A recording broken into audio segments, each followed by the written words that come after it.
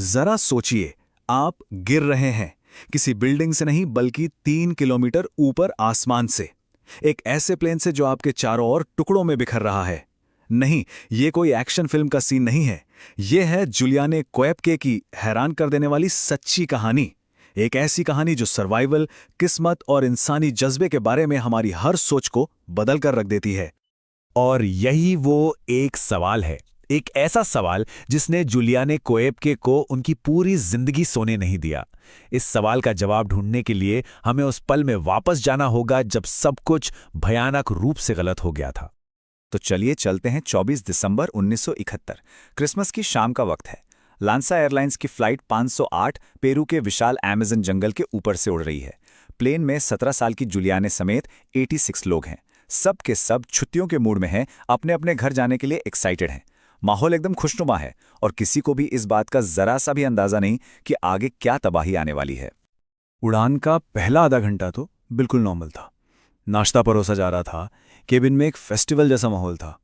लेकिन फिर अचानक सब कुछ बदल गया। प्लेन को काले डरावने बादलों ने घेर लिया और कुछ ही मिनटों में जबरदस्त टर्बुलेंस शुरू हो गई।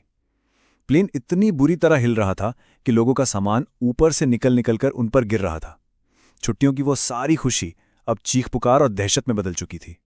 देखिए, ये कोई आम तूफान नहीं था और ना ही ये कोई आम विमान था।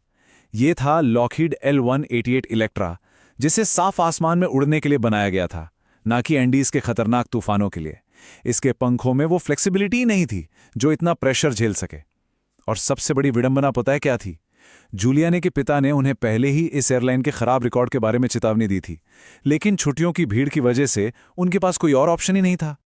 और फिर 21,000 फीट की ऊंचाई पर जिसका डर था वही हुआ। प्लेन के दाहिने पंख पर बिजली गिरी। देखते ही देखते पंख में आग लग गई और वो टूटकर अलग हो गया। बस इसके बाद प्लेन हवा में ही बिखरने लगा। नीचे जमीन पर एयर ट्रैफिक कंट्रोल के रेडार से फ्लाइट 508 का सिग्नल हमेशा के लिए गायब हो गया।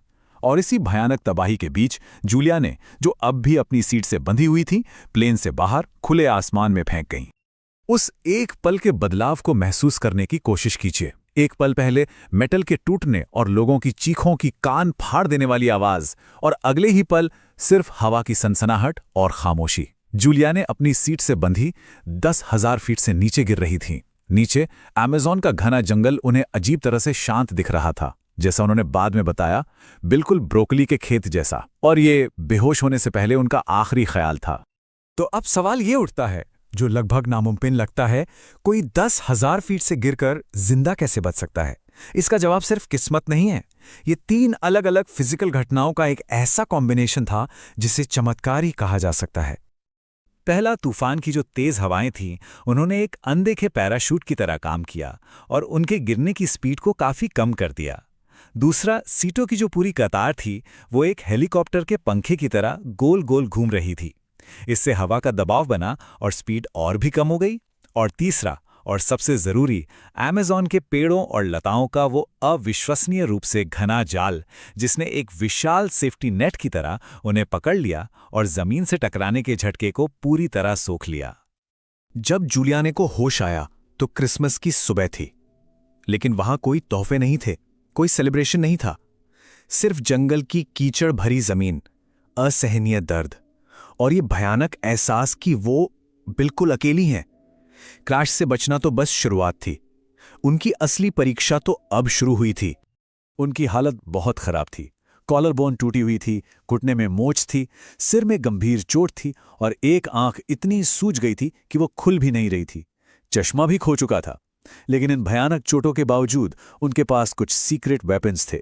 उनके प्राणी विज्ञानी माता पिता से मिली सर्वाइवल की ट्रेनिंग, अमेज़न में रहने का तजुर्बा और सबसे बढ़कर जीने की एक जबरदस्त इच्छा शक्ति। और बात को और भी बदतर बनाने के लिए कई दिनों की नाकाम कोशिशों के बाद ऑफिशियल रेस्क्यू ऑपरेशन बंद कर दिया गया।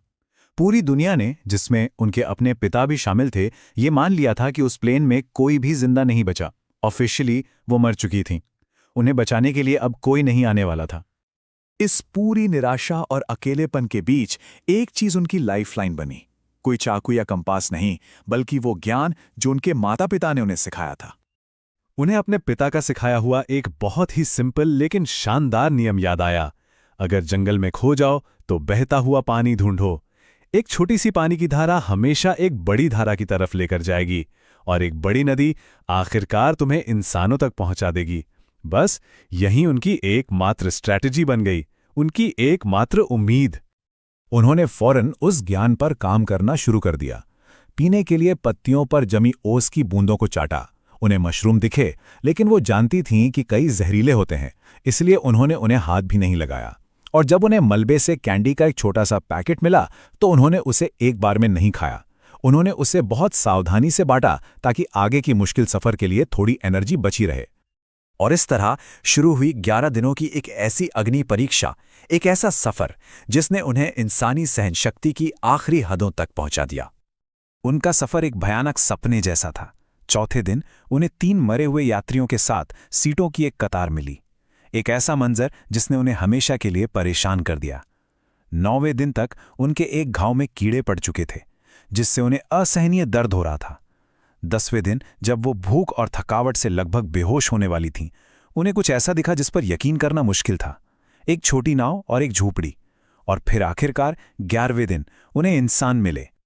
एक पॉइंट पर आकर उन्हें एहसास हुआ कि सिर्फ पैदल चलने से काम नहीं चलेगा, तो उन्होंने एक बहुत बड़ा रिस्क लिया। वो नदी में उतर गईं और पानी के बहाव के साथ बहने लगीं। ये एक बहुत बड़ा जुआ था। पानी के नीचे मगरमच्छ और न जाने कौन कौन से शिकारी थे, लेकिन ये घने जंगल में रास्ता बनाने से ज्यादा तेज था। ये उनका आखिरी दाव था। जब वो उस झोपड़ी तक पहुंची तो वहां कोई नहीं था, लेकिन उन्हें गैसोलीन का एक केन मिला। अचानक उन्हें अपने पिता की एक बात याद आई कि कैसे वो कुत्तों के घावों से कीड़े निकालने के लिए मिट्टी के तेल का इस्तेमाल करते थे। उन्होंने गैसोलीन को अपने जख्मी हाथ पर डाला। दर्द भयानक था, लेकिन ये तरीका काम कर गया। एक एक करके उन्होंने अपनी ही चमड़ी से 30 कीड़ों को बाहर निकाला। उनका बच जाना उनकी कहानी का अंत नहीं था, बल्कि ये एक नई और कहीं ज्यादा मुश्किल जिंदगी की शुरुआत थी। जब स्थानीय लकड़हारों ने आखिरकार उन्हें ढूंढा तो वो मुश्किल से ही इंसान लग रही थीं। कीचड़ और खून से सनी हुई, फटे कपड़ों में, एक आंख सूजी हुई। उन्होंने पहले सोचा कि वो कोई जलपरी हैं। अपनी बची खुची ताकत से जूलियाने ने बस इतना कहा, मैं जूलियाने हूं, लांसा प्लेन क्रैश से बची हुई लड़की। बाद में उन्हें जो सच्चाई पता चली वो दिल दहला देने वाली थी। उन्हें पता चला कि उनकी मां समेत कम से कम 14 और लोग क्रैश में बच गए थे, लेकिन जंगल में मदद का इंतजार करते करते उनकी मौत हो गई। इस भयानक सदमे के बावजूद जूलियाने ने अपने दर्द को एक मकसद में बदल दिया। वो अपने माता पिता की तरह एक मशहूर जीव विज्ञानी बनी और अपनी पूरी जिंदगी उसी जंगल को बचाने में लगा दी जिसने लगभग उनकी जान ले ली थी। और यही इस कहानी का सबसे ज़रूरी हिस्सा है। जो चीज़ जूलियाने को क्रैश में बचे दूसरे लोगों से अलग करती थी, वो सिर्फ किस्मत नहीं थी, वो था उनका एक्शन। जहां दूसरे लोग मदद का इंतज़ार कर रहे थे, वहीं जूलियाने ने अपने ज्ञान का इस्तेमाल किया। वो आगे बढ़ीं और उन्होंने खुद को बचाया। उनके पिता से मिले ज्ञान ने जो उन्हें एक्टिव रहने की हिम्मत दी, वही जीवन और मृत्यु के बीच का फ़र्क साबित हुई। जूलियाने कोएप्के की यह विश्वसनीय कहानी सिर्फ एक सर्वाइवल स्टोरी नहीं है।